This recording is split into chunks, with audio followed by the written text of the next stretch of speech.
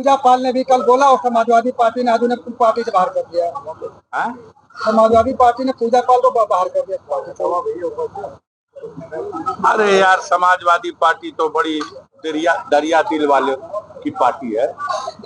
Samajwadi party के symbol से जीते हुए कई विधायकों ने जब राज्यसभा की वोटिंग हो रही थी तो सारा देश का मीडिया जानता है, उन्होंने भाजपा के पक्ष में वोट कर दिया। कई सालों तक समाजवादी पार्टी ने उनके लिए भी कलम नहीं चलाई, लेकिन जब पाप करके भी और आप उसको भी अपना कीर्तिमान बनाओगे तो मजबूरन अब जब देखा कि कलम चलेगी तो इन लोगों को ये कहने का मौका मिलेगा, समाजवादी पार्टी ने उन सबको पार्टी से निष्कासित। अब वो भी लोग खुश हैं कि हम निष्कासित हो गए, हम आजाद हो गए। आजाद आज हो गए, लेकिन उस क्षेत्र की जो 4 लाख, 4.5 लाख, 5 लाख मतदाता हैं जिन्होंने आपको किसी सिंबल पे चुन के भेजा था, आज आपकी जब वापसी हो रही है, देखिए भगवान भला करे उन लोगों का जिसके पक्ष में मतदान किए हैं और जिसको हरा करके गए थे। क्या उनको ये टिकट लेने देंगे अपनी पार्टी से जो हारे हुए हैं? अब ये जो लिया है इसके बारे में मुझे पता नहीं है, लेकिन नेतृत्व का जो निर्णय है तो सब तिरोधार है, सबको स्वीकार। जैसा कि मुख्तार अंसारी की मौत हुई, बंदी की मौत हुई, उसके बाद अब्बास अंसारी को जेल और अब जो रही सही कसर थी वो उमर अंसारी को भी जेल कर दिया गया। कहा जाता है कि जब जुल्म हद से बढ़ जाता है तो जुल्म का अंत भी हो जाता है।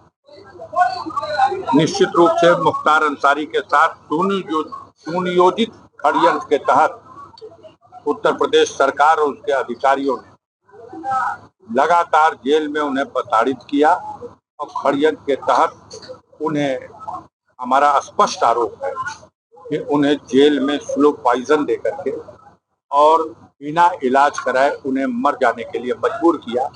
व्यक्तिगत उन्होंने ही मुझसे ये बात बताई है और जिस दिन उन्होंने बताई थी वो 26 मार्च की तिथि थी।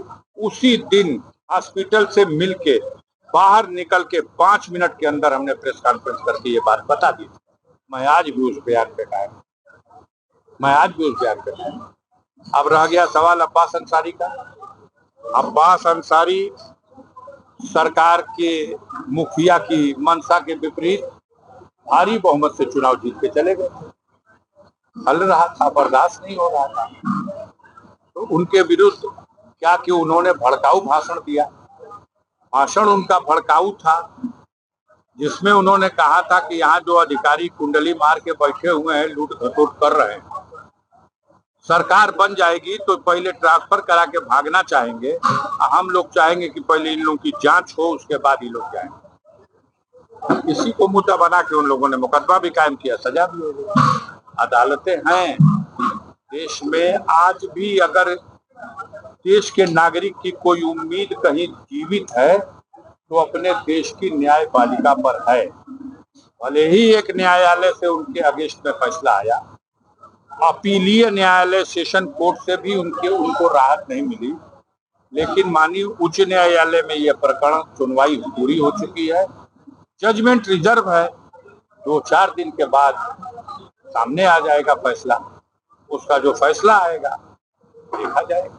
उमर अंसारी जो कार्रवाई की गई, उमर अंसारी की जो कार्रवाई है, चूंकि वो पैरवी करने वाला था, आप वे लोग लगे चलाए, हर चैनल पे चला कि अब्बास की सदस्यता तो खत्म हो गई। इतवार के दिन सचिवालय खोल करके नोटिफिकेशन जारी हुआ, अब उमर लड़ सकते हैं, तो नतीजा ये हुआ कि उमर शिकंजे में आ गए। देखिए, एक शेर है कि सुरखुरू होता है इंसान वो करे खाने के बाद। तो एक है उनके जिंदगी में, जब बुराई के खिलाफ खड़े होना भी है और लड़ना भी है, तो इस तरह के जोखिम सामने आएंगे। सबके सामने नहीं आएंगे, लेकिन जिससे ये डरते हैं बेईमान, सरकार में बैठे हुए घूसखोर अधिकारी, सरकार में बैठे हुए पापी मानसिकता के नेता जिससे डरते हैं उसी के विरुद्ध षड्यंत्र करते हैं। लेकिन ऊपर भी एक शक्ति है, वो सब कुछ देख रही है। हमारे साथ भी तो यही हुआ था, हमारे साथ भी सजा तो करा दी गई थी और जश्न मनाया गया, लेकिन हम भी अपील में गए। इसी भारत में हमको न्याय मिला। हमें तो जनता की अदालत में चुनाव लड़ने से अयोग्य कर दिया गया था। सर्वोच्च न्यायालय ने सजा के आदेश को पहले निलंबित किया, मुझे चुनाव लड़ने की योग्यता प्रदान की, और जब मैं चुनाव जीत के पहुंच गया तो 543 सांसद में 540 सांसद शपथ ले लिए और 3 संसद सदस्य निर्वाचित।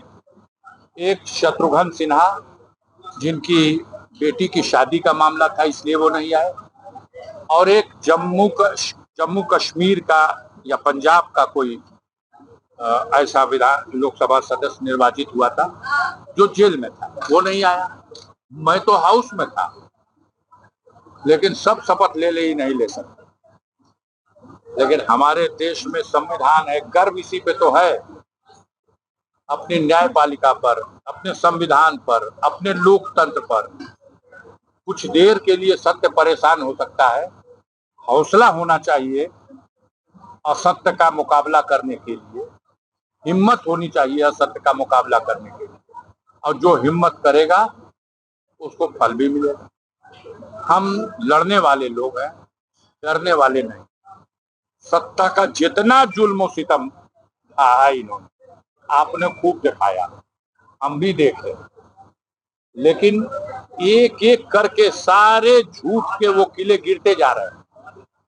हम आपके यहाँ प्रचार कराने नहीं आ रहे हैं कौन कौन किला गिर गया, आप खुद ही दिखाओगे कि क्या क्या। ये भी कहा जा रहा है कि जो उमरिया जो कार्रवाई की गई है आगामी चुनाव में कहीं न कहीं गुरजेश सिंह को लाभ देने के लिए किया जा रहा है। अब वो सब तो हम तो कह रहे हैं कि आप ही बताइए।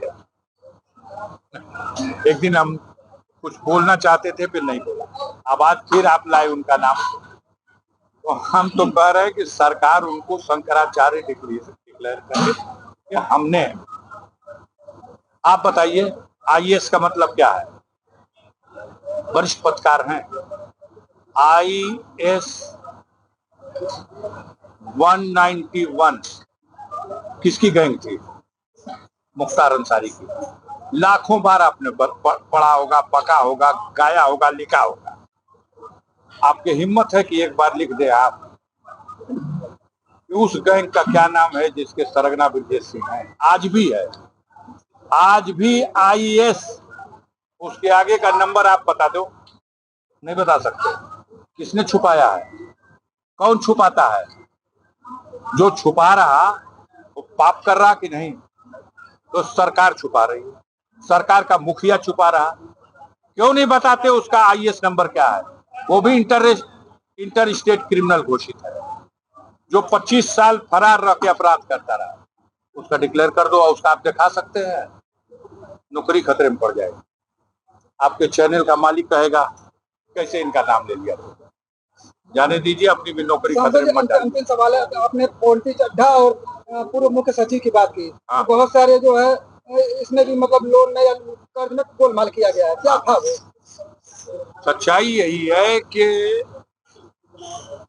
जो हमारे उत्तर प्रदेश में चीफ सेक्रेटरी अभी रिटायर हुए हैं, तो मैंने ये खबर पढ़ी है कि उनके द्वारा कई बड़े कारपोरेट घरानों के और इस तरह के दारू के व्यापारियों के करोड़ों अरबों रुपए के कर्जे, जो इनके ऊपर देनदारी थी इनकी, जो सरकार को वसूलना था, वो इन्होंने माफ किया है। वो 50,000 करोड़ से भी ज्यादा है। और अब कोई मुंह से बोलेगा स्कूल बंद हो, मास्टर को फीस नहीं दे पाएंगे, लड़के 50 है और दारू खाना खुल जाए, 5,000 स्कूल बंद करने का निर्णय और 27,000 दारू की दुकान खोलने का निर्णय। ये बुद्धिमती मरा गई है कि और क्या? जनता ने सब कुछ महसूस कर लिया है। सफाया निश्चित है, ऐसा सफाया होगा कि आप लोग कुतुब मीनार बनाया करिए सपने का। 100 सीट को तरस जाएंगे लोग उत्तर प्रदेश में। पूरी जनता ने जो उनको वोट करते रहे, सबने देख लिया कि कबाड़ा निकाल दिया, बाजार का कबाड़ा। भ्रष्टाचार इतना है कि सपने में भी आप नहीं सोच सकते। बिना घूस दिए कोई काम नहीं। बेईमानी इतनी है कि जिसकी कोई सीमा नहीं। जिन अधिकारियों से गलत काम कराया जाएगा, अपने राजनीतिक विरोधियों को सताने के लिए उनका इस्तेमाल किया जाएगा, उनको छूट दी गई है। अब वो भी अब नहा रहे हैं।